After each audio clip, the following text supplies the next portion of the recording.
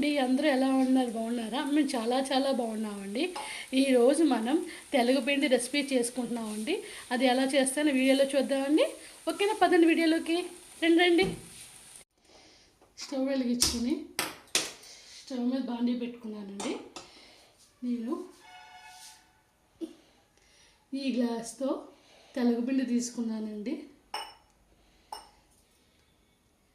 దీన్ని గాని దగ్గర ఆడించి పట్టుకొస్తాను తెలగపిండి. ఇది హెల్త్కి చాలా మంచిదండి. నేను ఈ గ్లాస్తో తీసుకున్నాను కదా, ఇప్పుడు ఈ గ్లాస్కి తగ్గ నేను 1.5 వాటర్ స్టవ్ మీద వేసుకుంటున్నానండి. అందులో వాటర్ వేసుకున్నాను కదా, అదే వాటర్లో నేను ఒలిచి పెట్టుకున్న వెల్లుల్లిపాయలు, ఇవి పెద్దగా ఉన్నాయని అందుకని చిన్న చిన్న ముక్కలుగా కట్ చేసుకున్నానండి. ఆ వాటర్లోనే వేసుకోవాలండి ఇవి. దాని తర్వాత వాటర్లో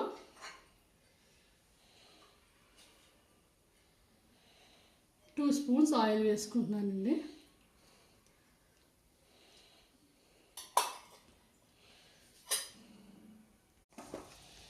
ఇప్పుడు ఆ వాటర్లో చిటికెడు పసుపు,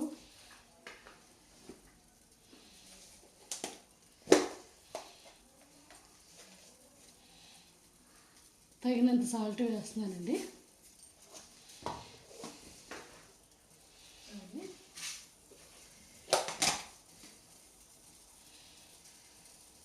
టేస్ట్కి తగ్గ కారం వేస్తున్నానండి. వాటర్ బాగా మరగాలండి. మరుగుతున్నాయి కదండి, ఈ టైంలోనే మనం ఏం చేయాలంటే ఇందాక బౌల్లో తీసి పెట్టుకున్నాను కదండి తెల్లపిండి,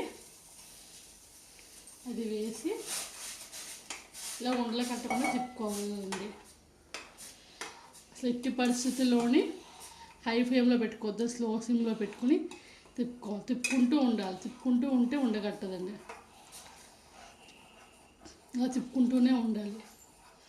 ఇది హెల్త్కి చాలా మంచిదండి. ఇది చాలామందికి తెలిసే ఉంటుంది, పెద్దవాళ్ళకి. ఇది లేడీస్ని ఎక్కువ తినమంటారండి. మనకి బ్యాక్ పెయిన్ ఇలాంటివి ఉంటాయి కదండి, అసలు లేడీస్కి ప్రాబ్లమ్స్ ఉంటాయి కదా, ఆ టైంలో ఇది తింటే మన హెల్త్కి చాలా మంచిదండి.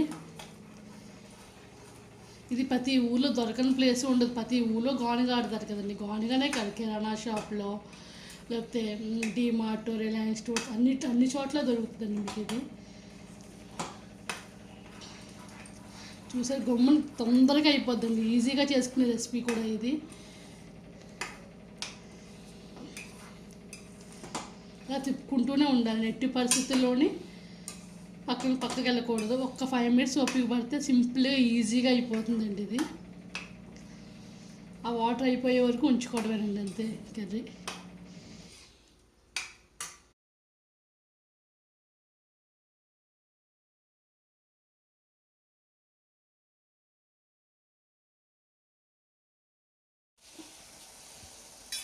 మనం ఇలా కలుపుకుంటూ ఉండాలండి. ఆ వాటర్ అంతా అయిపోయే వరకు కలుపుకుంటూ ఉండాలి. నీకు గ్లాస్కి తెల్లగపిండికి గ్లాస్న్నర వాటర్ చెప్పాను కదా, ఇదే ప్రాసెస్ వాటర్ బదులు పాలు కూడా వేసి చేసుకుంటారండి చాలామంది. ఆ రెసిపీ కూడా చాలా బాగుంటుందండి. మనం ఈ టైంలోనే ఇప్పుడు ఇలా అవుతుంది కదండి, ఈ టైంలో నేను ఏం చేస్తానంటే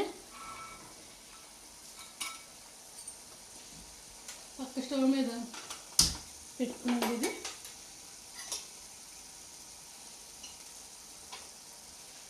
2 స్పూన్స్ ఆయిల్ వేసుకుని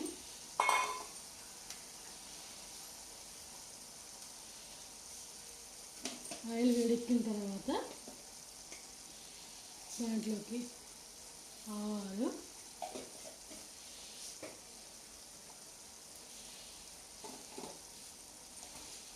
జీలకర్ర,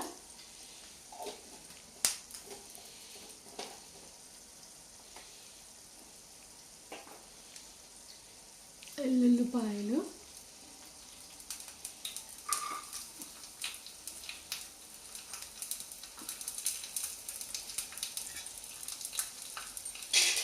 తర్వాత ఎండుమిర్చి అన్నీ వేసుకోవాలండి.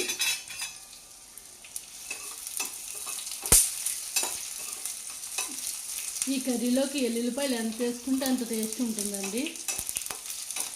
ఎల్లుల్లిపాయలు కూడా హార్ట్కి లివర్స్కి అన్నిటికీ చాలా మంచిది. మన వాళ్ళు మామూలుగా పెడితే తింటారు కదా. నేను అందుకే చూడండి ఇందులో తెల్లపిండి కర్రీలో ఎన్ని ఎల్లుల్లిపాయలు వేసానో. ఎలా అయినా వేస్తే తింటారని ఇలా వేస్తానండి. ఇవి వేగుతున్నాయి కదండి. ఇదే టైంలో మనం మీకు తెలుసు నేను అస్మాడు ఎక్కువ ఏమి ఉపయోగిస్తానో మీ అందరికీ తెలిసిందే. లాస్ట్లో వేసుకునే ఐటమ్ ఏంటో ఈ పాటికి మీరు అందరూ గెస్ట్ చేసేసే ఉంటారు కదండి. కరివేపాకండి కదా.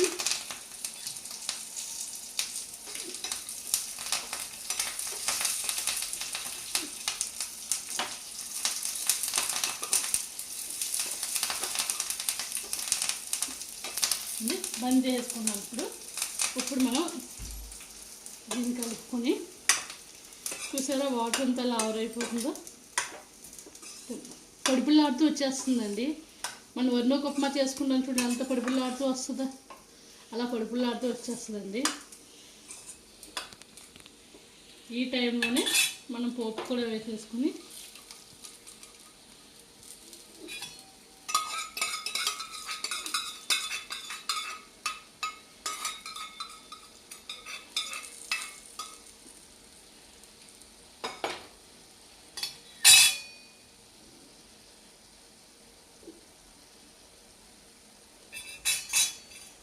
కలుపుకోవాలండి.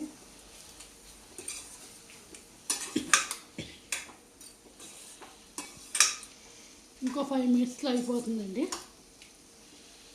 చూడండి ఎంత కలర్ఫుల్గా కనిపిస్తుందో చూసారా మీకు.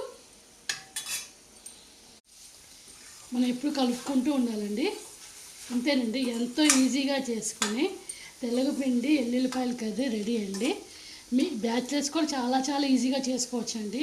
ఎన్నో ఇంగ్రీడియంట్స్ తక్కువ ఇంగ్రీడియంట్స్తో అయిపోతుందండి కర్రీ. మీకు కనుక మా తెల్లగపిండి కర్రీ నచ్చినట్లయితే please like, share, subscribe my channel Ramesh Manju's food.